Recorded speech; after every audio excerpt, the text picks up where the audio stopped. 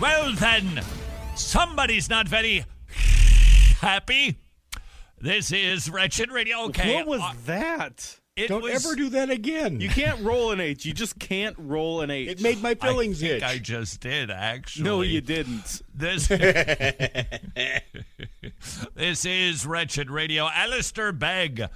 He seems to be a little bit worked up, which does not really match Alistair Begg's normal composure or comportment. Normally, he's a pretty calm guy. Great accent. Anything that sounds remotely British sounds smarter. But with this particular section of a sermon about forgiveness, titled A Lesson in Forgiveness, Alistair Begg was unusually worked up. If your enemy is hungry, feed him. If he is thirsty, give him something to drink. Do not be overcome by evil, but overcome evil with good. This is a revolution. This is a major revolution. This is the Jesus revolution. So you want to have a revolution? Whoa, hey, oh. Actually, gentlemen, that's where you should be jumping in and saying, don't ever Too do late. that again. Well, you know. The message of Jesus Christ to be a peculiar people, which is what we are commanded to be, is something that is revolutionary. Not with guns, missiles, weapons, protests, none of that, but by forgiving, by enduring, by suffering patiently. We are an unusual people. We are not the retaliatory people. We are not the lex talionis, eye for an eye, tooth for a tooth people. We are the forgiving people. That was Lenin. Not a Marxist one, or the real Marxist one, John Lennon. But if you listen to the song, he's trying his best to say, if we're going to pull this thing around, it's going to have to do with love. I don't know where love is found. It's going to have to do with peace. I don't know where peace is found. But I'm dead sure the way we're going to win this battle is not by hate and spleen and venom and retribution and spite and hand grenades and bombs and the drums of war. It's going to be a revolution that takes place inside. He didn't know how to get it inside. He hadn't a clue how to put it together. But he understood the great need. And the revolution that Jesus came to bring is this kind of revolution.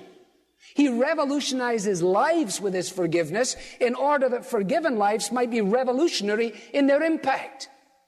Is it possible that because of the 21st century culture we live in, because we have this blessing called a representative republic while it lasts, that we have liberties and freedoms, we can participate in the political system, that perhaps we have placed a bit too much trust in systems and we have not been trusting the Jesus revolution, which is forgiveness, putting on the sandals of peace, being a joyful people regardless of the circumstances, loving people, helping people, serving people.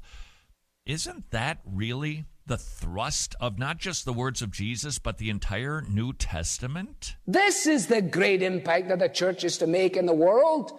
We're not supposed to be shouters and bawlers and sign writers and marchers and shooters and protesters and aggravational people. Before Alistair continues, the only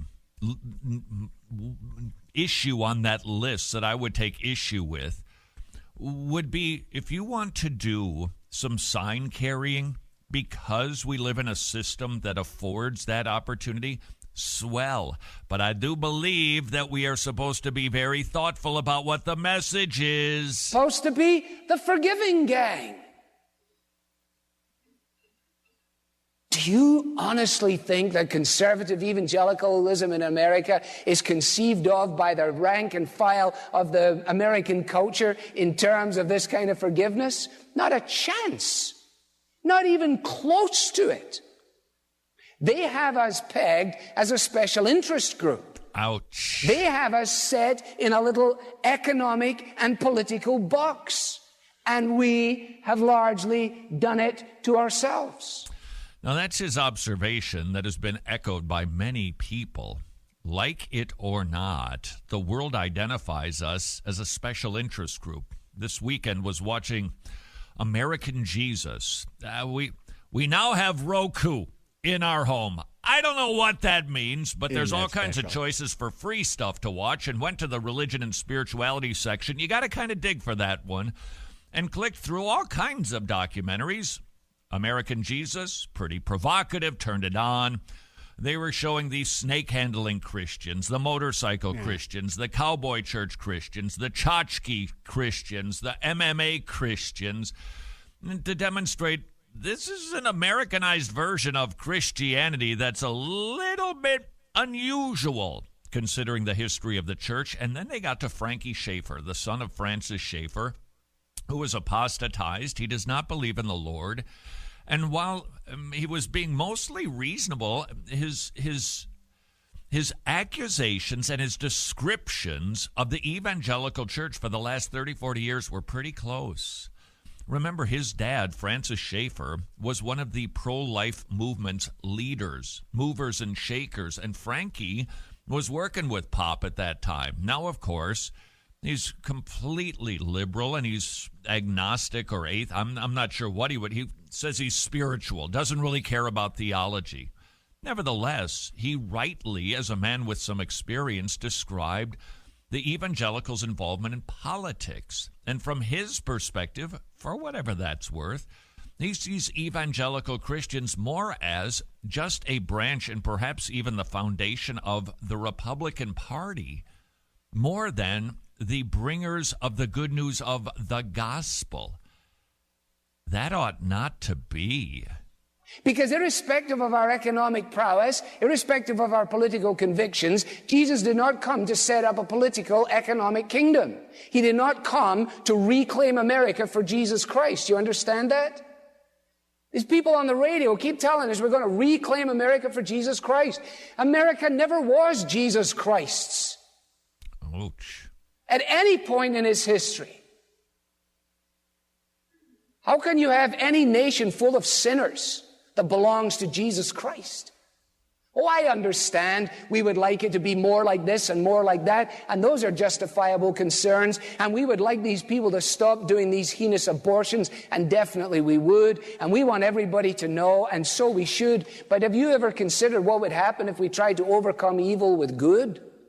If we took all the time and personnel and money and resources in opening our hearts and opening our homes to drug addicts and to aid victims and to girls that are pregnant without wanting it, if we started on an individual basis to transform our streets and our cultures, when people went down the road, they said, you know, in there, they got 3 girls live in that room above the garage, and all 3 of them are pregnant. And you know what? They're ministering to them. It's amazing what's happened there. Do you see that thing there? They got 2 guys that have got AIDS. They live in their house. In their house. Can you believe that? Would you put those people in your house? See, that's what Jesus was doing with the lepers. That's why everybody was going, whoa, don't do that, Jesus. Goodness gracious. That's why the guy's got a bell. Don't you understand? We're the guys with the bells now. We're ringing them to keep these people away from us. Overcome evil with good. Let your light so shine before men that they will what? See your good deeds. Deeds. Not that they will hear your erudite doctrine. Not that they will embrace your systematic theology. Not that they will immediately understand your worldview. Not that they will come on board with your view of the nation, but that they will see your good deeds and so come to glorify your Father who is in heaven. Alistair Begg, more worked up than I've heard him in a long time, very concerned about the image of Christ's church.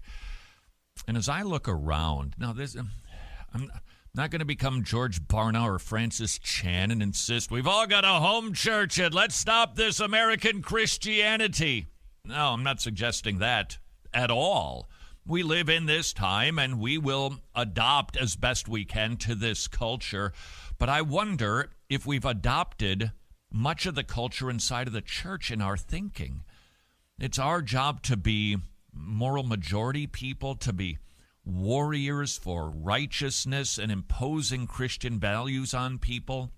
We're supposed to be the gospel proclaimers, the forgiveness people, the helping people, the sharing people, the giving people, the enduring people, the suffering people who do it joyfully.